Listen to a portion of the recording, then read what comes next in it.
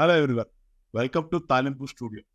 ఇవాళ మనం కలాహి media banner మీద సాయి కిరణ్ దైదా దర్శకత్వంలో శ్రీరామ్ మరియు ఖుషి రవి, తర్వాత ఈశ్వరీరావు వీళ్ళ ఆర్టిస్టులుగా రూపొందిన పిన్ డౌన్ అనే సినిమా గురించి మాట్లాడుతున్నాం.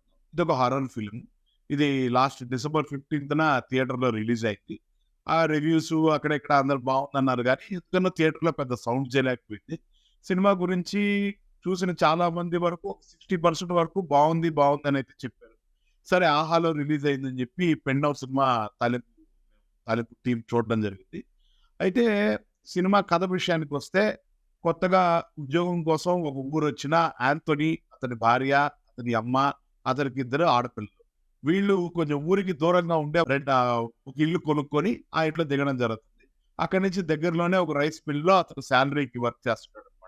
ఇలాంటి క్రమంలో ఆ ఇంట్లో కొన్ని ఆత్మలు ఉండడం, ఆ ఆత్మల వల్ల ఈ ఫ్యామిలీ బాధింపబడటం, ఒకానొక సిచ్యువేషన్‌లో ఆ ఇంట్లో నుంచి ఈ ఫ్యామిలీ బయటికి రాలేకుండా స్టకప్ అయిపోయి ఎలాంటి సిచ్యువేషన్‌లో ఇరుక్కుపోవడం.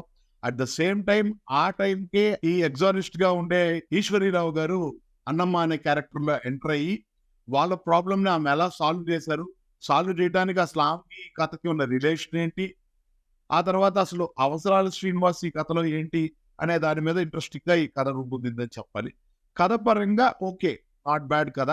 కొంచెం మనకి కాంజ్యూరింగ్ సినిమా మేకింగ్ స్టైల్‌లో గాని, స్క్రీన్ ప్లే విషయంలో గాని, కథ జర్నీ చేసే విధానంలో గాని, కథ చెప్పే స్టైల్‌లో గాని, ఆ ఊరికి దూరంగా ఉండే ఇల్లు, ఇలాంటి కాన్సెప్ట్‌లో ఎక్కువగా మనకి కాంజ్యూరింగ్ ఇలాంటి ఇంగ్లీష్ సినిమా ఛాయలు ఎక్కువగా కనిపిస్తాయన్నమాట.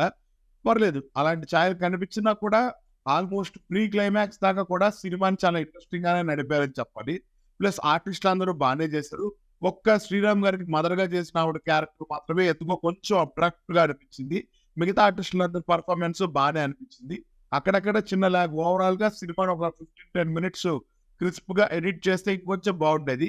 సినిమాకుంటే ఒకే ఒక మ్యూజిక్ చాలా బాగుంది సినిమాలో. అది మాత్రం చెప్పాలి. రికార్డింగ్ చాలా బాగుంది.